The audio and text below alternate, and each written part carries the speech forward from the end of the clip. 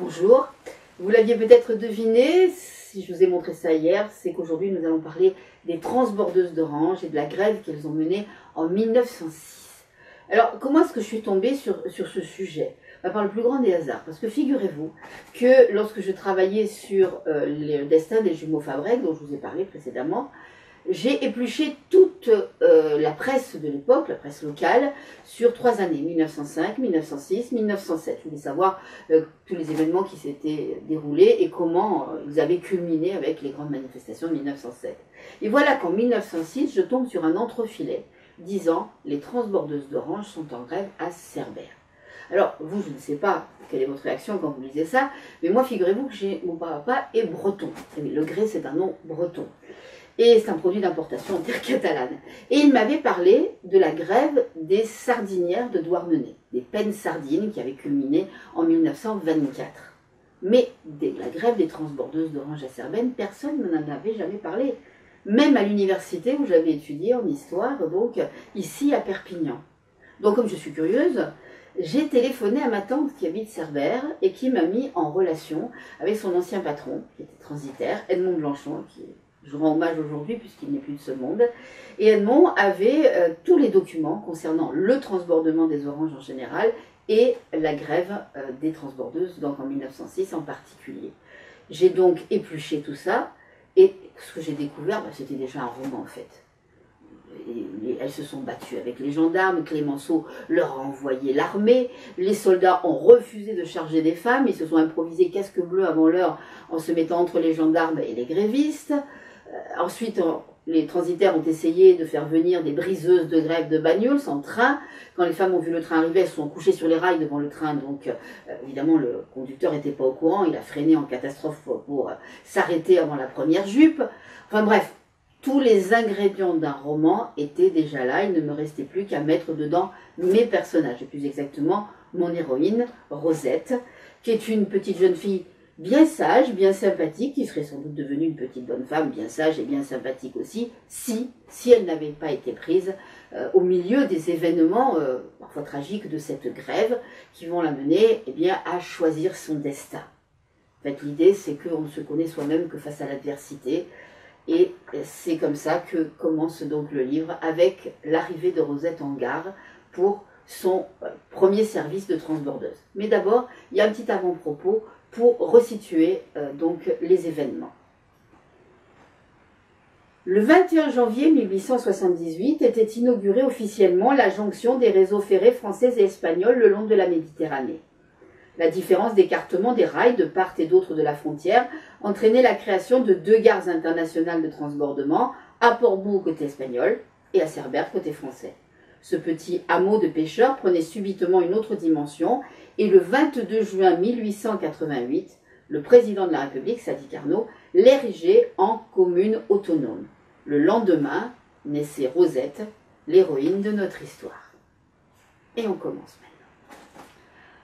Au grondement sourd, souffle puissamment modulé que le profane aurait pu prendre pour celui de la tramontane dévalant le cap afin de venir retrousser les eaux calmes de la baie, succéda un feulement strident, un miaulement hérissé de chat en colère qui crache, grogne, halète.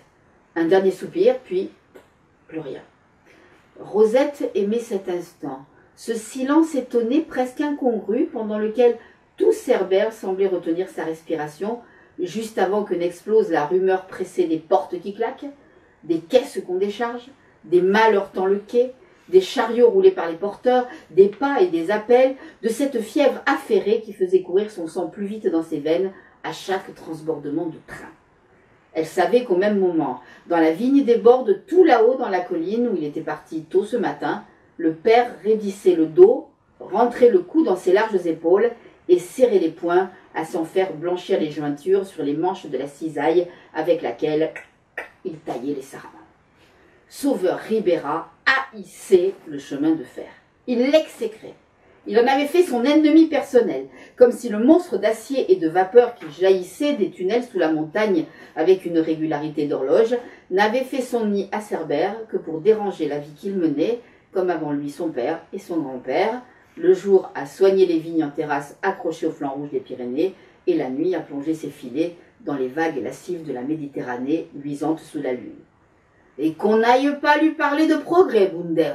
Il étoilait la poussière du chemin d'un jet de salive méprisant, en grommelant qu'apuantir l'air pur des vallons, noircir les rochers et jusqu'au galet de la plage, ou déchirer les tympans n'était pas l'idée qu'il se faisait du progrès. Et je ne parle pas du reste, concluait-il d'un air entendu en embrassant d'un vaste geste dégoûté la gare et les maisons qui s'étaient agglutinées autour, comme s'il se fût agi d'un cloaque nauséabond, lieu de perdition où l'âme catalane ne pouvait que sombrer sous les assauts de ce progrès honni. Rosette n'écoutait plus ces récriminations depuis longtemps. De toutes les façons, elle n'avait jamais connu le Cerbère d'avant le train, qui n'était alors qu'un hameau d'une douzaine de maisons de pêcheurs rattachées au village voisin de Bagnos. Tout en aidant sa mère à trier les haricots blancs sur la table de la cuisine, il lui arrivait de sourire sans même s'en rendre compte, en pensant à la marquise en verre rutilante de la gare, qui étincelait au soleil à faire mal aux yeux, au coup de sifflet conquérant qui annonçait l'arrivée des convois, et à la folie qui prenait aussitôt le village. Les cheminots s'affairaient sur les quais, tandis que les transbordeuses envahissaient les rues, montant en courant à l'assaut des escaliers qui les amenaient au pied des wagons pleins de fruits, et que les vieux se penchaient aux fenêtres pour prendre leur part de toute cette agitation. Cette folle sarabande qui se répétait jusqu'à 7 ou 8 fois par jour, lui mettait des fourmis dans les jambes, et elle s'impatientait dans l'ennui paisible du Masmingo où elle était née, à l'intérieur des terres, rongeant son frein en rêvant à la vie qui faisait trépider le village, tout en bas, au rythme du passage des wagons. Nouveau sifflet strident. Voyageurs installés sur les banquettes et bancages embarqués, le train de la Compagnie du Midi démarrait vers Perpignan. Du chemin qui dévalait du mas vers le village, Rosette ne pouvait pas le voir, mais elle imaginait sans peine la locomotive s'engouffrant dans le tunnel qui avalait à sa suite les wagons un par un. Celui-là ne transportait pas de marchandises, mais les Frochins le feraient sans doute. Marraine Pauline lui avait bien recommandé de ne pas être en retard, il lui fallait se hâter. Posant le pied sur une pierre, elle renoua les lanières de ses bigatanes, des espadrilles catalanes, de toile noire qu'elle trouvait un peu lâche, ramena sur l'épaule la pointe du fichu qu'elle avait noué sur ses longs cheveux noirs et s'élança dans la descente. « Umbas, Nina, à te voir les joues rouges et si pressée, ne dirait-on pas que tu trottes rejoindre un galant ?» Elle n'avait pas vu le vieux padrille à passettes au détour du chemin, assis sur un rocher, la canne entre ses jambes et le béret enfoncé au ras de ses sourcils broussailleux. Il reprenait haleine avant de finir l'ascension jusqu'au mas où il allait rendre visite à son neveu Estève. Bon, être pressé ne signifiait pas de manquer de respect aux anciens. Rosette ralentit donc à sa hauteur, juste le temps de lui répondre dans un souffle « Oh que non, padri, ce n'est pas un galant qui me fait courir ainsi. Je vais prendre mon premier service de transbordeuse. »« Tu vas travailler à la gare, Bounique ? Et ton père est d'Abcor ?» s'étrangla l'aïeul. « Marre de Deu, on nous l'a changé ce sauveur. » Rosette se contenta d'un petit geste de la main qui pouvait tout aussi bien signifier « qui sait » qu'au revoir. Déjà, la pente l'entraînait. Le vent de novembre faisait claquer sa jupe sur ses mollets ronds comme un drapeau après la victoire, et son cœur se gonfla d'une soudaine bouffée de fierté. Ah, le combat avait été long et difficile, mais de larmes en arguments, elle avait fini par l'emporter. Ah, il avait résisté, le père. Sauveur Ribera rêvait d'un autre avenir pour sa fille, sa fleur, sa rose en bouton, comme il le lui avait dit le jour de sa communion, alors que la mère ajustait sur ses cheveux, lissés en bandeau, le voile qui lui donnait l'air d'une mariée. À l'école des filles de Jésus, où l'abbé Santol, alors curé de Cerbère, l'avait fait entrer gratuitement, il tenait à garder la plus jolie voix de sa chorale le dimanche à l'église, les sœurs ne louaient-elles pas son écriture et la charmante façon qu'elle avait de réciter les fables de Monsieur de La Fontaine. Sa place était dans un bureau, où ses pleins et ses déliés feraient merveille, et où elle porterait tous les jours une blouse immaculée, et pas dans cette gare exécrée à se casser le dos et s'abîmer les mains pour servir le dieu chemin de fer comme une esclave. Mais il avait eu beau se démener, la journée à la vigne, montant les pierres sur son dos pour réparer les murets des fèches, vigne en terrasse, la nuit debout, dans la barque à lancer les filets, ne dormant que quelques heures entre le moment où les étoiles s'éteignaient et celui où le soleil allumait une traînée sanglante sur les eaux de la Méditerranée, il n'avait pas réussi à mettre de côté les quelques sous qui auraient permis à Rosette d'aller au cours complémentaire à Banyuls pour espérer devenir demoiselle des postes ou de la perception. Car bien sûr, quand Sauveur parlait de bureau, il ne s'agissait pas de ceux des transitaires. Pire encore, ce satané chemin de fer mobilisait tant de monde qu'on ne pensait même plus à tirer de la terre de quoi subsister. Pas de champs, pas de vergers, pas de troupeaux, les prix des moindres denrées s'étaient envolés et les ribeiras s'étaient retrouvés dans la gêne. Les quelques sillons de choux, de haricots et de salades jalousement cultivés par la mère Regina et les œufs des 2 poules qui s'ébattaient dans la paraguerre derrière la maison ne suffisaient plus à nourrir les 4 enfants de la famille. Après Baptiste l'aîné et Rosette étaient venus s'ajouter les petits-hauts, Vincent et Mariette, qui pour être les plus jeunes n'en étaient pas moins les premiers à vider leur assiette et à en redemander.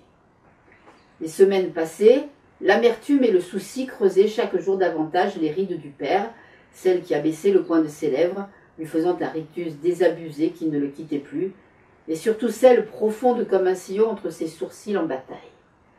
Sa résolution faiblissait, mais il ne rendait pas encore les armes. Rosette avait un moment espéré un soutien de sa mère, mais dès qu'elle abordait le sujet, en l'aidant à tordre le linge mouillé ou en fouillant les buissons à ses côtés à la recherche des minces asperges vertes qui faisaient de l'omelette un délice, Regina changeait de conversation. Et si sa fille insistait, elle prétextait une tâche urgente ou un oubli pour disparaître. Au début, Rosette avait cru que sa mère craignait la colère du père et qu'elle se dérobait ainsi pour ne pas avoir à prendre parti. Mais Sauveur, contrairement à beaucoup de leurs voisins, n'avait jamais levé autre chose que la voix sur sa femme, et jusqu'ici celle-ci n'avait jamais eu peur de s'opposer à lui. Rosette avait dû se rendre à l'évidence. Ce qui était arrivé dans le passé à sa sœur Pauline rendait Regina méfiante vis-à-vis de la gare et de tous ceux qui gravitaient autour. Et tous les arguments de Rosette n'y feraient rien. Elle ne va pas en rester là et elle va finir par l'emporter. Je vous raconterai ça demain.